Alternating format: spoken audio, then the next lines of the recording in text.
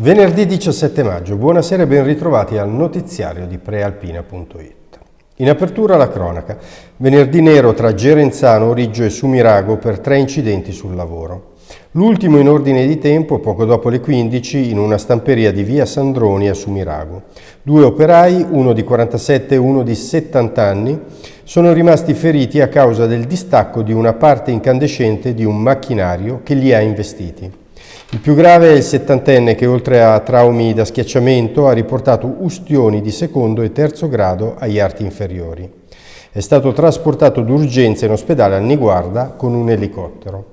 Mentre a mezzogiorno, in un'azienda tessile di via Primo Maggio a Origgio, un uomo di 56 anni è caduto dal lucernaio su alcuni scatoloni in un magazzino. Precipitato da un'altezza di 6 metri, ha riportato traumi al torace, al bacino e agli arti superiori. È stato trasportato in gravi condizioni all'ospedale Sant'Anna di Como. Questa mattina, intorno alle 11, in via Roma a Gerenzano, un uomo di 66 anni è caduto in una botola dal tetto di un'azienda sul quale stava lavorando. Ha riportato diversi traumi ed è stato trasportato all'ospedale di Varese. Un 56enne dà in escandescenze, trancia i tubi del gas e minaccia i vigili del fuoco. È successo nella notte appena trascorsa a Saronno. Il servizio, immagini dell'agenzia Blitz. Attimi di paura nella notte scorsa a Saronno. Qui in via San Dalmazio un uomo di 56 anni ha tranciato i tubi del gas all'interno del suo appartamento e poi ha aggredito i vigili del fuoco intervenuti per salvarlo. L'episodio è avvenuto poco dopo la mezzanotte. Alcuni residenti della palazzina, avvertendo un forte odore di gas, hanno richiesto l'intervento dei vigili del fuoco. Gli esperti hanno subito individuato l'appartamento da cui proveniva la fuoriuscita e hanno bussato alla porta. A presentarsi sull'uscio il padrone di casa che per tutta risposta ha aggredito il caposquadra. Il 56enne, che pare avesse compiuto il gesto con intenti suicidi, è stato bloccato e affidato ai carabinieri accorsi a loro volta sul posto. I vigili del fuoco hanno poi provveduto a bloccare la perdita e a mettere in sicurezza l'edificio, mentre i tecnici della compagnia del gas hanno ripristinato l'impianto. Spostiamoci ora a Legnano, dove la droga all'ingrosso arrivava direttamente a domicilio. Travestiti da corriere, i finanzieri hanno arrestato il destinatario. Vediamo. Un pacco proveniente da Malaga e diretta a Legnano, dentro 10 kg di marijuana. La Guardia di Finanza di Como ha intercettato una spedizione sospetta dopo un controllo effettuata da Piano Gentile su un'auto con targa spagnola. A bordo, oltre ad alcuni grammi di droga e 28.000 euro in contanti, è stata ritrovata la ricevuta di un pacco proveniente dalla Spagna. Così i militari lo hanno rintracciato, all'arrivo in Italia hanno organizzato una consegna controllata. Travestiti da corrieri si sono presentati alla porta del destinatario che, una volta accettato il pacco, è stato arrestato. Nell'abitazione è stata ritrovata altra droga, contanti e tutti gli strumenti utilizzati per il confezionamento dello stupefacente. L'uomo, di origine albanese e disoccupato, si trova ora nel carcere di Bustarsizio.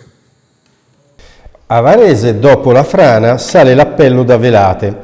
Va chiusa via Adige. Sentiamo Marco Croci. Immagini dell'agenzia Blitz. La notizia della frana in via Adige nel borgo varesino di Velate ha provocato 2 reazioni nei residenti. Prima un sospiro di sollievo per il fatto che sotto quella montagna di detriti non fosse rimasto nessuno. Poi il timore di nuovi e lunghi disagi. Sì, perché non è certo la prima volta che la stretta strada che collega Velate alla zona di Oronco della prima cappella viene chiusa a causa di frane e smottamenti.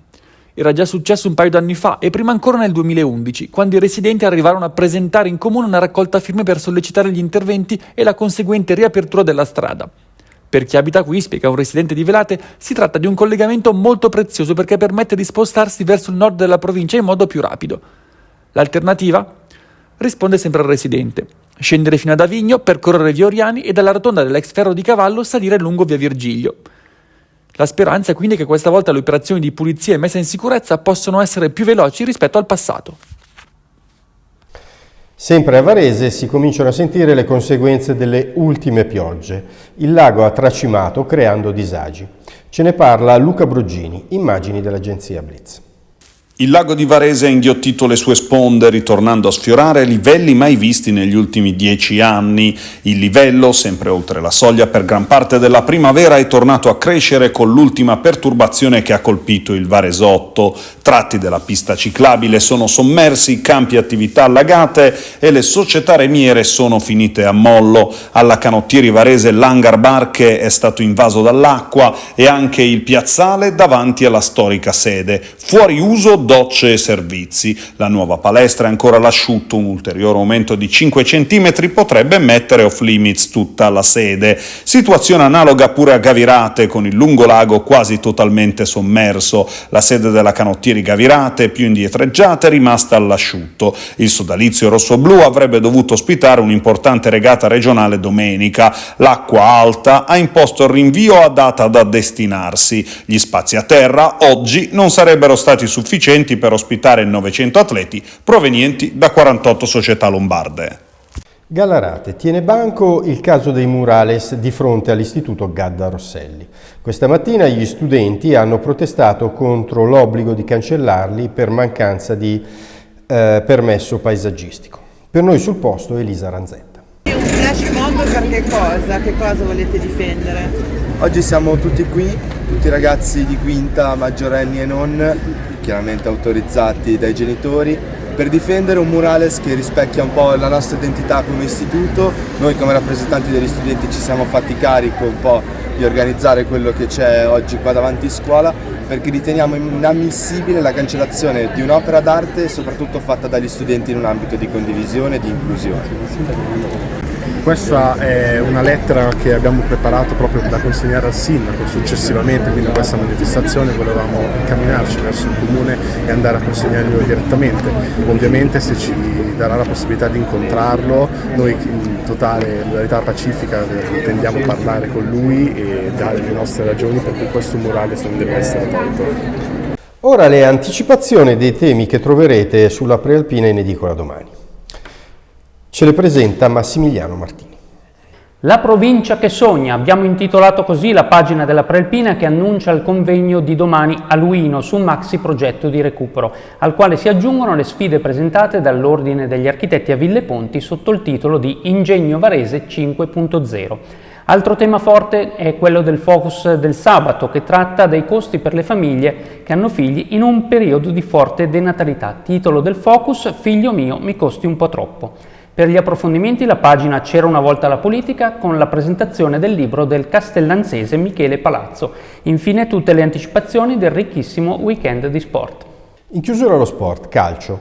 Nel consiglio di amministrazione del Varese entrano due rosati, padre e figlio. Ci spiega tutto Silvio Tranquillini, immagini dell'agenzia Blitz.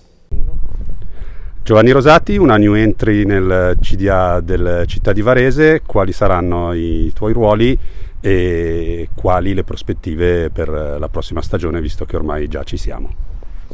Allora, sicuramente la mia sarà una sovrintendenza di quello che è tutto il Città di Varese, partendo dal primo ragazzo del settore giovanile che abbiamo visto partire con un progetto molto ambizioso e molto importante che valorizzerà il territorio e darà la possibilità al Città di Varese di radicarsi ancora di più in quello che è il nostro territorio. Il mio ruolo quindi sarà sicuramente un ruolo che abbraccia dal settore giovanile a quella che arriva ad essere la prima squadra e tutto il resto fondamentalmente per insomma trasferire quella che è l'idea di un progetto, di un ciclo che è già partito e vuole essere presente a 360 gradi. Prenderò, come abbiamo detto, casa Varese, quindi il mio lavoro sarà più che mai quotidiano. Certo, sono giovane, ho tutto da imparare, ma ho un gruppo di lavoro importantissimo che mi sosterrà e quindi sono sicuramente forte di questo. Per il momento è tutto, un augurio di serena serata e arrivederci alle 19 di domani per una nuova edizione del notiziario di Prealpina.it.